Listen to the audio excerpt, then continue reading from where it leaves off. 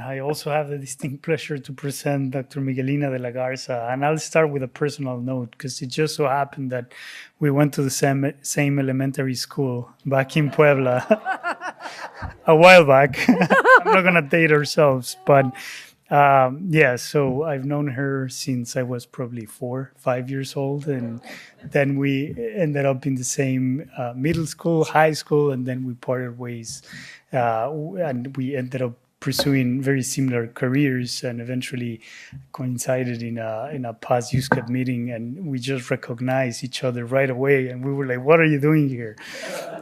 So here we are, and Dr. Miguelina delaGarza is an assistant professor of pathology at Houston Methodist with expertise in ophthalmic pathology and dermatopathology. And she's going to be speaking to us today with her, let me just, I forgot to do this. The title of her talk is Leprosy. Yep. I look at its history, cultural myths, and biblical references. Welcome. Hello. Thank you so much, Dr. Barrios, for inviting me. And I'm going to talk to you about leprosy. I look at its history because not only that, and how much it really impacted me as growing up, and the biblical references, but also the biblical impact that this pathogen has had. Just before, I have a coworker, Dr. Cox, and she also says the truth is in the booth, so we all have to vote. So no relevant financial relationships. And why talking about lepra? So it's really, it all started back when I was a kid. I was born and raised, as Roberto said, in Puebla, Mexico, a predominantly Catholic and Christian country. As you can see, we have here the Our Lady of Guadalupe. My mom actually is named Guadalupe. And growing in a Catholic household, I used to go to Mass every Sunday. And I remember even as a kid how I was impacted by some of the passages of the Bible. For instance, we have here Matthew 8, when Jesus came down from the mountainside, large crowds followed him. A man with leprosy came and kneeled before him and said, "Lord, if you are willing, you can make me clean." Also, back in the day, this is how televisions we used to look. We didn't have many channels, especially in Mexico, we only have 6 channels. And during Lent, but especially closer to the Holy Week, we have a couple of movies on repeat. There were Marcelino Pan y Vino, The Miracle of Marcelino, a beautiful, beautiful movie, highly recommended. Then we have the 10 Commandments on repeat. And does anyone know about this movie? Charlton Heston, what's the movie? Ben-Hur. Ben-Hur, and it's obviously Ben-Hur, A Tale of Christ. It's actually based on a novel of 1880, but it's actually the movie was produced in 1959, and that was the biggest budgeted movie back in the day. And it's really the story of Ben-Hur, but history also is a history of lepra, when the sister and the mother were infected with lepra. And I won't tell you the rest of history, so you have to see this movie if you haven't. But this impacted my life, and later on as a pathologist, I had this case of an 8-year-old male with disturbances in gait and visual changes, and this is the vitrectomy specimen in thin preparation, and you can see the granulomatous formations of these histiocytes with pigment dispersion. Doing the cell blocks, we identified several AFB and phyte organisms, and thanks to PCR, this patient was diagnosed actually with leprosy. And later on, during more epidemiological data in this patient, he grew up in Louisiana, and as growing up, the patient used to catch and eat armadillos. But the important thing here about this patient is that happened early on in his life. This is a chronic disease, which will be important on the future slides. So when I got this case, I went back to those memories, and I was like, how is it possible that over 3,400 years, they knew about this disease in the Bible? So this is what I'm really going to base my talk here. So Just wait for it, guys. Wait for it. And I won't go in that for much detail, but Leviticus, which is the third book of the Old Testament that we share with the Jews in the Torah, Leviticus has what it is the source of the biblical leprosy. So the Levites, which actually was a son of Jacob, the grandson of Abraham, they were considered the priests. So the Levites were appointed by God to take care of the tabernacle and its holy items. And what was the tabernacle? It was a portable tent that they put after the exit of Egypt to worship their gods, right? Well, God. So in this book, God tells the Levites, the priests, how to conduct themselves. And they tell them specifically instructions of the ritual, legal, and moral practices rather than their beliefs. So it's in this book, specifically in chapter 13, when the Hebrew term tzarar is brought up. Also chapter 14. This is the root word of the tzarad and lepra eventually, that refers to a collective skin diseases, which accordingly to the Old Testament rendered someone unclean.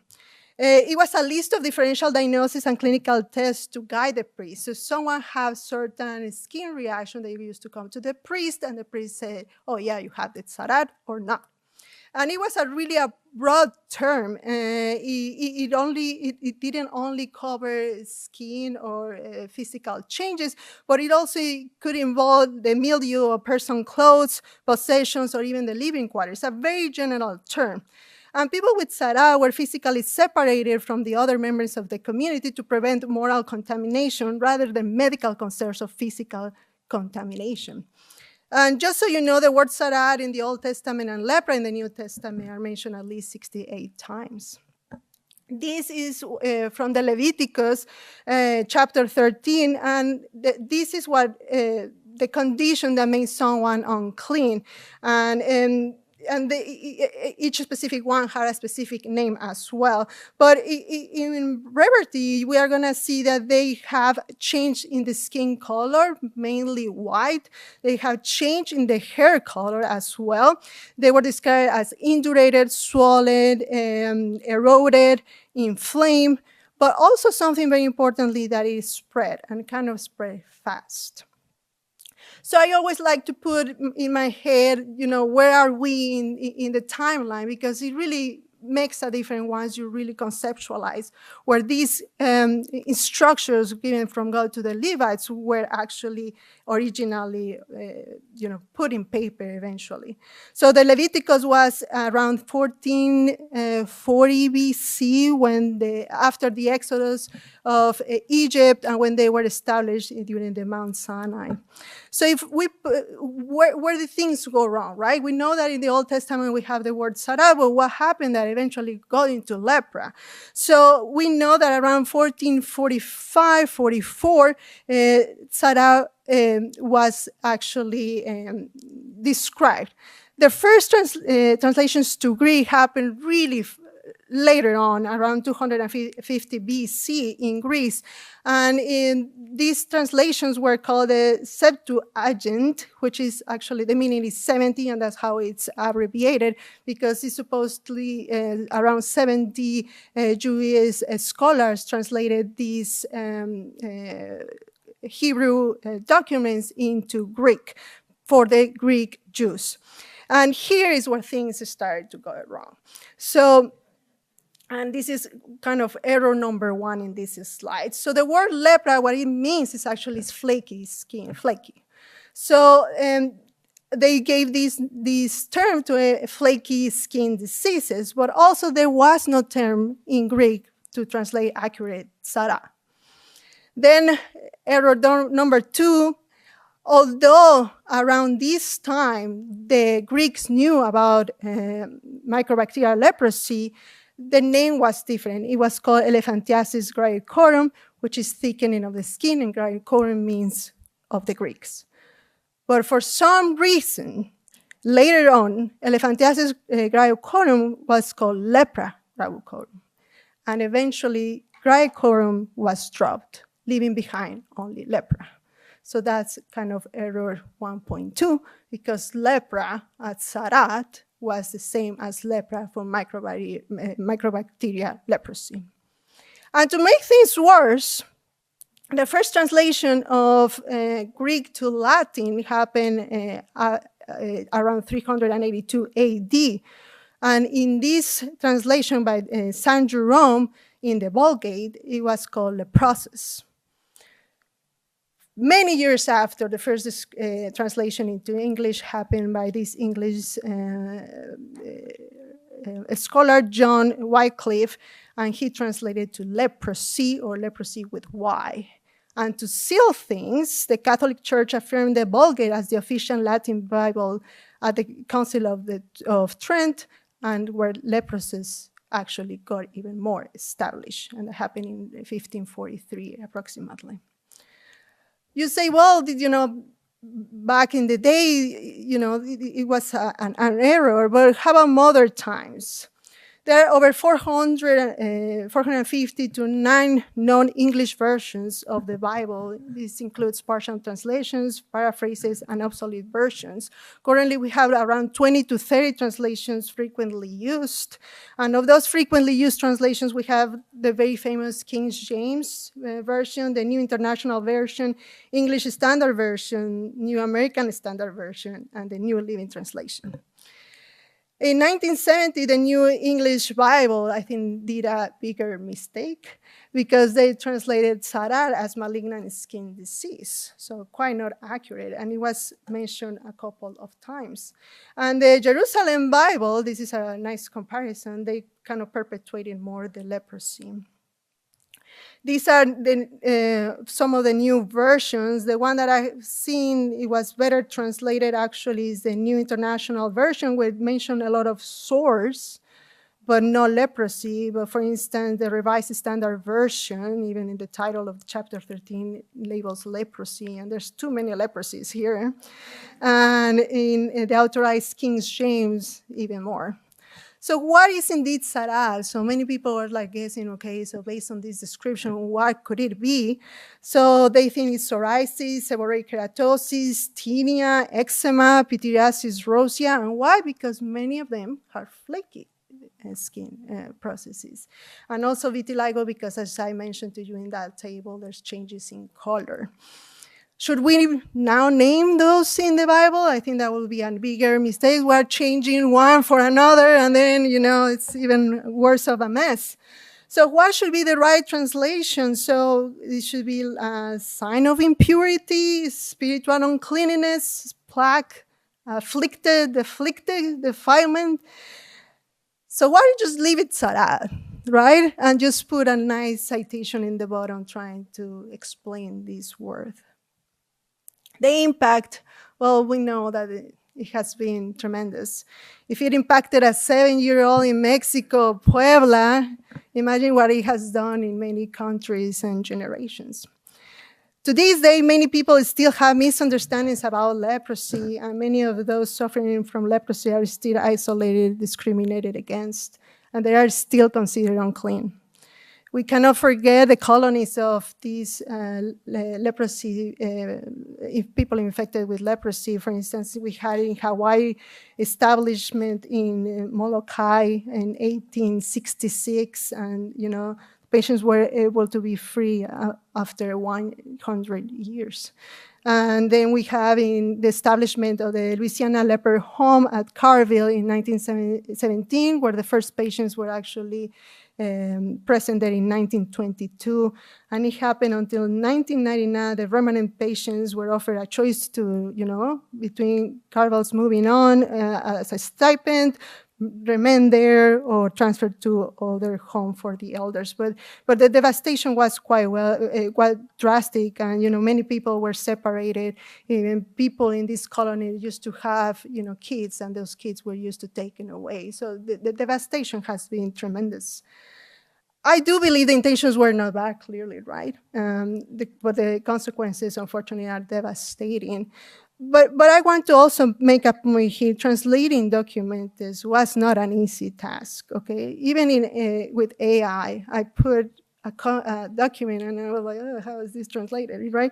So imagine back in the day. And during my research, just the word sarar was mentioned in very different forms. So for instance, in Spanish, we have papa, and papa is potato and father.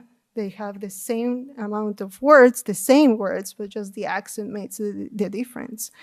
It's kind of a difficult task, and things change over time. Should we go back and translate them? Well, good luck with that.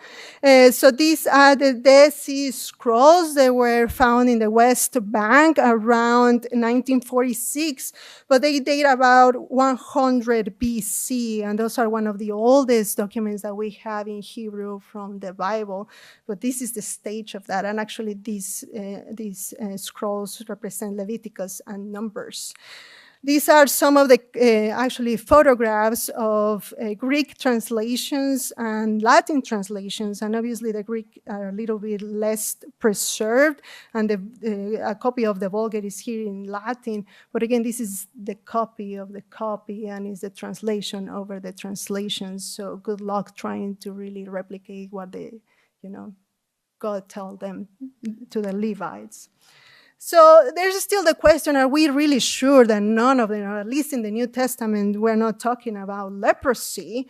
Well, even in modern times, even with all the information that we have so far, even in last century, even up to 1953, there were some people saying, yeah, some of there's can still be leprosy. And some of them saying, well, there's no proof of that. So even a couple of years, imagine Levites is 1940. BC. This is just last century, and it's still a debate if this is really leprosy. So to compare, if you still guess, could this be leprosy? The Bible descriptions, and predominantly in the New Testament, they also bring something like white as snow. White was present also in the Old Testament, but they also bring the white as snow. In Palestine, snow is not that frequent, and what they believe is that it was not that it was white as snow, it was flaky like the snow, like they have flakes, and that's how you can understand how the Greeks translated as lepra, flaky. So the descriptions also in the Bible affect the scalp, which actually leprosy rarely involves the scalp unless it's in a very advanced stage. The pigmentation was a common thing, and that doesn't happen with leprosy. There's never mention of anesthetic areas or painless areas or facial nodules as leprosy has. They say that it's highly contagious, right? And it spread really fastly. Well, that doesn't happen with leprosy. And also, this is very important. There is absolutely no literary, historic, artistic, or archaeological evidence of mycobacterial leprosy in the Middle East before the return of Alexander the Great armies from India in 1325 and 1324 in the current time. So this is actually Alexander the Great route. And this is when it went into India, and they believe that that's how it was brought to the region. And this is around this time, before Christ, and this is why also the Greeks knew back then that there was microborreliosis leprosy, okay?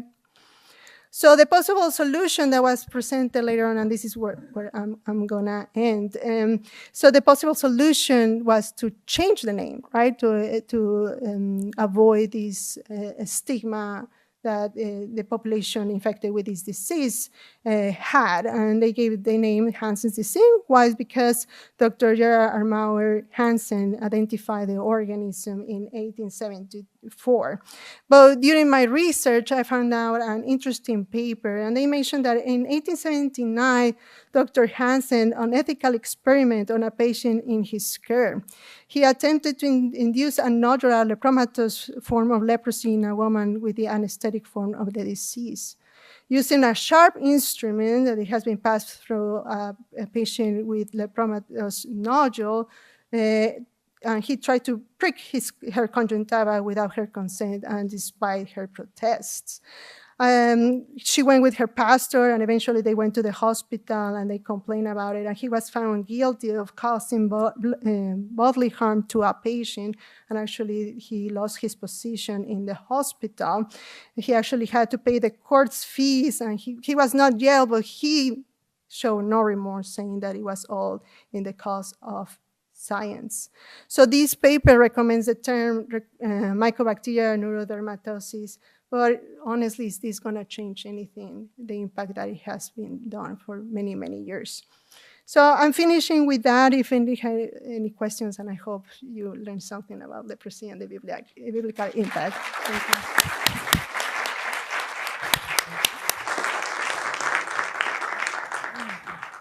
Thank you very much. It was a great talk. I don't know if anyone has any questions, comments. Well, thank you. Yeah.